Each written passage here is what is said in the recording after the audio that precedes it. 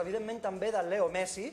Recordes, Charlie, com en un tovalló, en un mocador com aquest, va signar aquell contracte amb Leo Messi, amb el seu pare, oi que sí? Ja fa bastant de temps, però una miqueta perquè que el volíem fitxar ja estava decidit. El que passa que el pare sempre tenia pressa, com és normal, per signar el contracte, i ja anava al club, i el típic, un nano de 12 anys, un dia anava un directiu, un dia anava l'altre, bueno, torni demà, torni aquí, torni allà, és el típic. I el pare un dia es va emprenyar, escolta, Reixac, que s'estan rifant, no sé què, no sé quantos, escolta, saps què, foto un camp.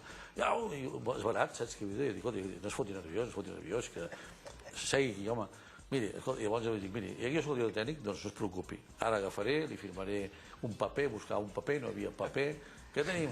Un tovalló d'aquests, escolta. I allà, no me'n recordo com el vaig posar, vaig dir com director tècnic de Futbol Club Barcelona, jo, Carlos Reixac Cerdà, em comprometo a firmar en aquest jugador, sempre i quan ens belluguem les quantitats que hem parlat, una cosa així, vaig signar jo, va signar el Minguella, i llavors, clar, això vaig dir amb el del club, llavors amb ells, que van tindre que portar... Ara parlarem perquè... Van tindre que portar a terme això, perquè allò era un paperet que anava molt bé, per quedar bé. Els hi vaig dir, escolteu, que ara m'he remullat jo, dic, ara heu de posar-hi fil a l'agulla.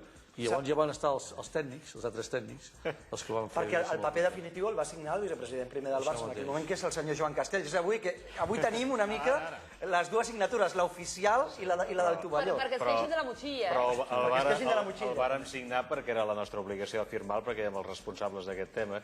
Passa que el Charlie, és veritat tot això, que hi va haver aquests moments d'indecisió, però lògics, perquè ve un nano de 13 anys i em diuen que aquest noi és un crac, i a més s'ha de fer un contracte molt especial, que no s'ha de fer tant amb el nano també, però sobretot amb el pare, que té que cobrar unes quantitats a l'any, i diuen, home, aquí tenim molts nanos de 13 anys i ningú cobra això, no?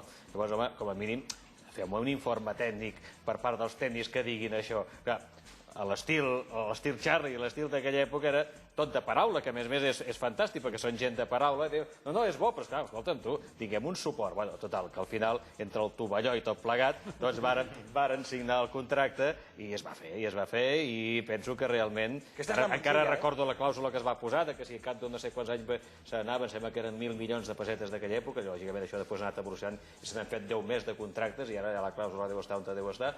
I tot això ho recordo perfectament i es va signar. I doncs mira, vam anar fent una motxilla, com diu la Cristina. Una motxilla que no només afecta a Messi, sinó a Víctor Valdés, passa que després hi ha les males llengües han fet córrer moltes coses, com per exemple que no el volien signar perquè aquest senyor noi se li tenia que fer un tractament de creixement, això són bestieses, perquè quan van fitxar en aquell moment ni tan sols teníem un informe mèdic per aquestes coses, no? Però ara la gent fa córrer moltes coses, perquè entre els Facebooks i no Facebook això és molt fàcil dir tonteries, perquè se'n diuen cada vegada més, però vull dir la veritat, la pura veritat és el que diu el Charlie, la que estic dient jo aquí. I això que dic jo, això que deia això del contracte és perquè, el típic, el Barça i els directius estan per fitxar els grans fitxatges, dius, escolta, ara no hi ha res fet i arriba un tio allà, un nano, amb 12 anys, escolta, no saps ben bé què tens que posar ni com ho tens que fer. Escolta, saps què?